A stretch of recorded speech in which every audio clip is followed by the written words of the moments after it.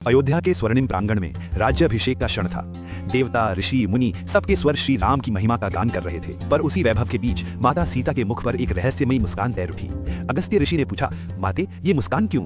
और तभी सीता ने धीरे से कहा, प्रशंसा एक भ्रम है, असली भय तो अब भी जीवित है। समूची सभा स्तब्ध रह गई। सीता ने बताया कि विवाह से पहले एक दिव्य ब्राह्मण ने उन्हें वो रहस्य बताया था जिसे सुनकर पर्वत भी कांप उठे। रावण एक नहीं, दो थे। दशानन तो मिट चुका, पर सहस्त्र मुख रावण, 1000 मुखों वाला, 2000 भुजाओं वाला, 12 सूर्यों की ज्वाला जैसा तेज धारण किए हुआ पुष्कर द्वीप में आज भी जीवित है। इतना विशाल, इतना प्रचंड कि समुद्र उसे एक गाय के खुर जैसा छोटा लगता है। सीता के शब्दों ने वातावरण को ज्यों बिजली की तरह चीर दिया। जब तक वो जीवित है, राम राज्य कैसे स्थापित होगा? श्री राम ने बिना एक क्षण गंवाए उस अनसुने दानव के विनाश का आदेश दे दिया। और पहली बार सीता स्वयं इस युद्ध में साथ चली। पुष्कर द्वीप पहुंचते ही धरती फटने लगी, आकाश भारी हो गया। और फिर वो आया, सहस्त्र मुख रावण, अपने 55 पुत्रों और अनगिनत राक्षसों के साथ। उसकी गर्जना ने पर्वतों की चोटी हिला दी। वो चिल्लाया, कौन है जो मेरे साम्राज्य में कदम रखने का साहस कर रहा है? इंद्र मेरे दास हैं। तभी आकाशवाणी गूंजी, ये जगत के स्वामी श्री राम हैं, समर्पण कर दो। पर रावण हंसा, एक भयानक, आकाश काटती हुई हंसी, मैं आज राम को मिटा दूंगा।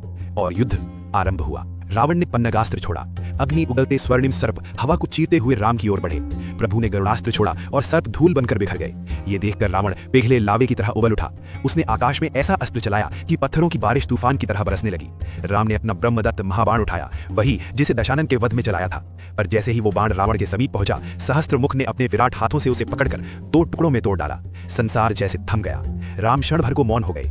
उसी क्षण रावण ने एक दिव्य बाण छोड़ा, बिजली की तरह चमकता हुआ सीधा प्रभु की वक्ष स्थल में आ लगा और श्री राम भूमि पर गिर पड़े। युद्ध भूमि शोक की चीखों से भर गई। देवता विलाप कर उठे, वानर भालू व्याकुल हो उठे और सीता स्तब्ध। उनकी आंखों में आंसू नहीं, अग्नि थी। वो अग्नि जो किसी युग को भस्म कर दे।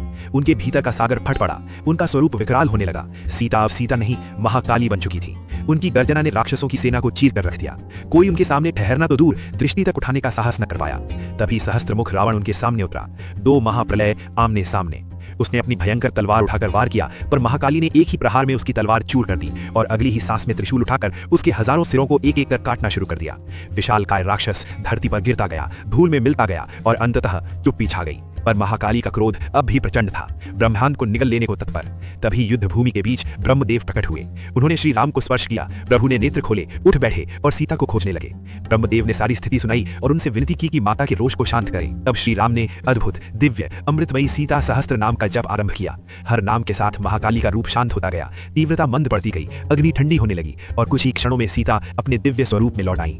वे प्रभु के चरणों में झुक गईं। युद्ध भूमि में मरे सभी वीर राम की कृपा से पुनः जीवित हुए और सब मिलकर विजय का ध्वज लेकर अयोध्या लौट आए। अगर ये कथा पसंद आई हो तो वीडियो को लाइक, चैनल को सब्सक्राइब करना ना भूलें। जय श्री राम।